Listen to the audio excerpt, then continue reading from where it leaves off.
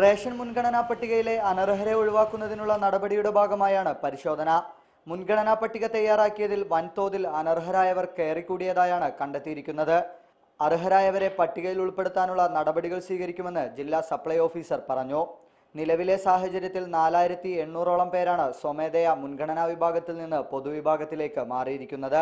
അനർഹരെ സംബന്ധിച്ചുള്ള പരാതികൾ ഇങ്ങനെ ഈ വ്യക്തികളായാലും മറ്റ് സന്നദ്ധ സംഘടനകളൊക്കെ തന്നെ ലിസ്റ്റ് സപ്ലൈ ഹൗസിൽ എത്തിച്ചേരുന്നത്. അതിൻ്റെ ഭാഗമായിട്ട് നമ്മൾ എൻക്വയറി നടത്തിയിട്ടാണ് ഈ പ്രയോറിറ്റി മുൻഗണനയിൽ നിന്ന് മാറ്റി കൊടുക്കുന്നത്. 10,000ഓളം കാർഡുകൾ പരിശോധിച്ചതിനാണ് 7800ഓളം അനർഹരെ കണ്ടെത്തി.